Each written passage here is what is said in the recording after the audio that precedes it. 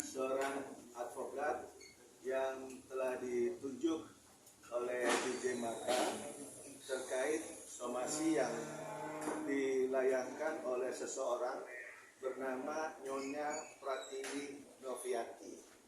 Di sini Nyonya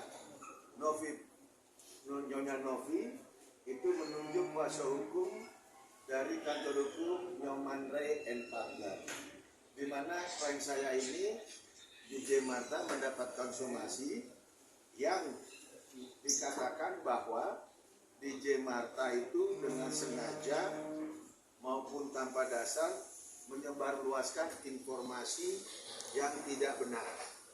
Dan yang kedua, bahwa klien saya DJ Marta itu memberikan informasi atau menyebar informasi yang mengandung institusi negatif serta tuduhan yang tidak berdasar. Dan yang ketiga, bahwa akibat daripada penyebarluasan itu yang katanya tidak benar, si kliennya daripada Nyoman Ray ini mengalami satu kerugian baik materi berupa pekerjaan maupun usahanya. Dan itu terjadi pada saat adanya YouTube tayangan di Ray-Ban pada tanggal 9 Februari 2025 yang judulnya DJ Marta ngaku disuruh bohong soal MP minta maaf ke Heri Kunchoro. Nah, inilah somasi yang diterima sama klien saya DJ Marta. Sementara terkait masalah YouTube yang ada di Ray-Ban itu kan berupa semacam klarifikasi daripada klien saya yang merasa dirinya tidak tenang, tidak nyaman. Ada berita sebelumnya DJ Marta dalam keadaan tekanan, dalam keadaan yang memang pada saat itu dia gamang untuk disuruh melakukan sesuatu hal oleh seseorang ya yang tidak disebut nama pada saat itu untuk melakukan satu kebohongan di depan publik.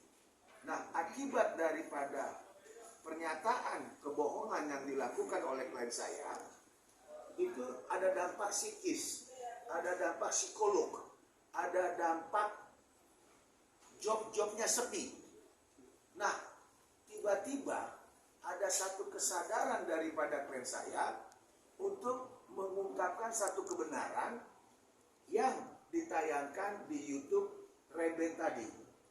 Sehingga dengan ada tayangan tersebut yang bercerita tentang satu fakta yang betul-betul dialami klien saya, ya, yang betul-betul dialami klien saya untuk mengungkapkan satu kebenaran tanpa menyebut nama orang itu.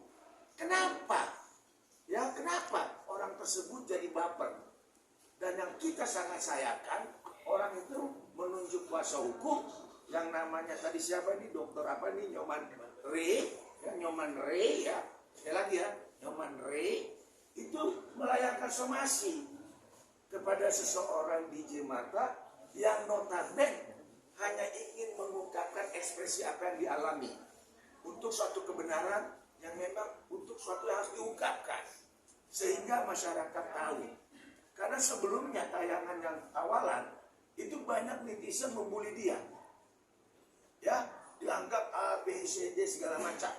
Akhirnya dengan kesadaran penuh, ya, lalu juga dengan dukungan orang tua, keluarga, dan sebelumnya juga dia itu memohon kepada Tuhan untuk mengungkapkan suatu kebenaran. Lah, kenapa sekarang dia dapat somasi? Itu yang kita sangat sayangkan. Paling tidak, kalau punya etika, itu pengacara minimal diberikanlah hak jawab, yaitu klarifikasi dan verifikasi. Bukan ujuk-ujuk main somasi. Karena somasi itu dalam dunia hukum, itu adalah peringatan hukum. Kalau sudah somasi atau peringatan hukum, dianggap sama orang yang bersangkutan, klien saya ini ada suatu permasalahan hukum. Padahal dia sendiri tidak pernah menganggap ada masalah hukum. Kasihan dong seorang DJ Marta yang hanya ingin hidup layak ya, dengan bekerja keras ya, diseret-seret untuk seseorang yang pada saat tayangan tidak disebut nama, malah ujung-ujungnya mendapatkan somasi. Betul ya? Nah, jadi supaya nanti bisa clear, nanti DJ Marta yang akan juga mengungkapkan bagaimana rasa sedihnya seorang DJ Marta dengan menerima somasi itu. Betul ya? Coba kamu ungkapkan. Sebenarnya waktu awalnya itu kan aku tiba-tiba si Tete ini ngechat aku kayak, Beb, ini waktunya kamu viral, maksudnya aku bilang. Terus tiba-tiba dia panjang lebar penjelasan dan ya itu ujungnya nyuruh saya untuk berkata seperti ini, jangan bilang aku mabok bla bla bla ini itu. Cuma aku kayak ngeliat itu kasihan ya, karena dia juga, aku tahu dia kayak ngurus DJ banyak urusan anak-anak. Jadi pada saat ada disuruh ABC tadi ya kamu sebut, itu ada chatnya, ada buktinya di HP-mu. Nah itu lanjut. Terus tiba-tiba udah melakukan itu, kok aku kayak pikiran ya, kenapa sih aku harus bohong gitu. Terus dampaknya tuh ke aku kayak, kok aku nggak ada job dari 1 bulan, tumben banget loh. Sedangkan aku kalau itu biasa sampai 8 kali sebulannya, ini sama sekali nggak ada. Apa gara-gara aku bohong ya ini. Terus aku tiba-tiba punya inisiatif buat minta maaf ke Pak Heri ya, dari Pak Haka, minta maaf. Setelah aku minta maaf ke Pak Haka ini, langsung aku kayak kok bisa gitu, setelah minta maaf aku langsung ada job.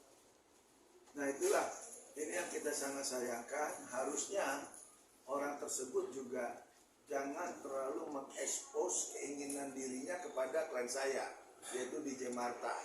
Dan ini pada kesempatan ini terkait karena sudah ada somasi, kami juga akan jawab somasi ini ya dengan segera.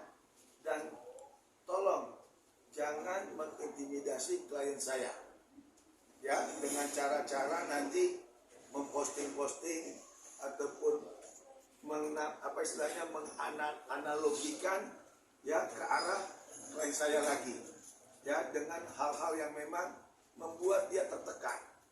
Bisa dibayangkan seorang DJ Marta sampai ketakutan dan minta tolong ke saya, ya gara-gara tersebut diminta tolong saya. Makanya kita hadirkan teman-teman ini supaya meluruskan bahwa DJ Marta dalam keadaan tertekan, dipaksa sesuatu untuk melakukan hal yang memang bertentangan dengan hati nuraninya, lantas membuat klarifikasi di YouTube Rebel itu untuk cerita tentang suatu fakta dan kebenaran, kenapa malah terima somasi? Ini yang kita sangat sayangkan.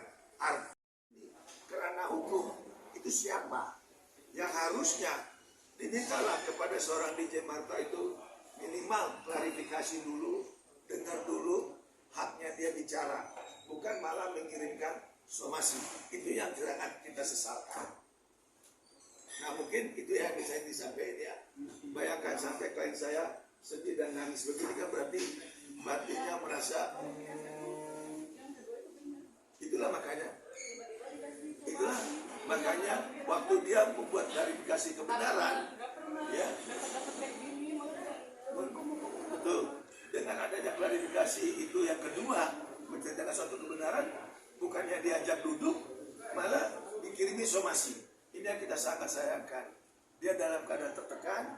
Makanya saya mau luruskan dalam hal ini bahwa DJ Marta bercerita itu sesuai fakta dan bukti, dan dia ingin mengungkapkan kebenaran itu agar masyarakat tahu ada satu kesalahan yang sudah dilakukan DJ Marta sebelumnya dan ingin diperbaiki pada saat tayangan di Rebel YouTube tersebut.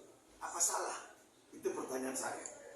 Apa salah seorang DJ Marta? Silakan kalau teman-teman yang memang mau bertanya. Oke, Bang Marta, ini sebelumnya sudah berapa lama mengenal Bang Novi sendiri? Yang kedua, sebelum Bang melakukan itu sempat ada iming-iming apa gitu Bang? Enggak iming-iming, cuma tiba-tiba dia ngechat aku awal ya, yang aku disuruh bohong itu. Beb, kamu sibuk gak? Boleh telepon? Kenapa teh? Gue bilang, ini waktunya kamu viral. Maksudnya udah. Terus tiba-tiba dia mau nyuruh Bang Berry ya untuk menghubungi aku, jadi intensnya aku di Bang Berry. Tapi kenal Tenop ini 3 tahun lalu waktu aku di acaranya Pak Kakak ulang tahun. Tapi itu jujur aku waktu di Tapi komunikasi itu ada public chat ya. ada. Nah, Dan itu aku bohong gara-gara ternyata yang video viral sama video yang sama aku di video itu beda. Ternyata nggak ada aku bang. ya Aku sampai aku bisa Ya. nggak ada aku. sabar ya. Tuhan juga bakal kasih kamu jalan kalau kamu benar. Yang lain, Jadi Ada gini, kejadian ini cuma ini hubungannya baik sama dari Novinya sendiri, hubungannya Novi sebelumnya ada kejadian ini hubungannya baik. Nggak intens banget buat chatan ya, cuma pas ada viral kayak gini dia kayak minta tolong aku gitu. Terus sekarang setelah disomasi ini ada komunikasi. Enggak, aku udah blok dia dari 2 minggu lalu.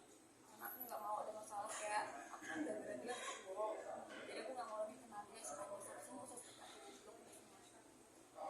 itu suruh ngomong apa aja sama Jangan bilang aku mabok, jangan jatuhin aku. Terus pokoknya jangan bilang aku mabok ya beb. Ada anak-anak asuh aku yang harus aku urus. Terus jangan bilang aku mabok. Terus aku kirim-kirim gambar foto dia waktu sama aku kan.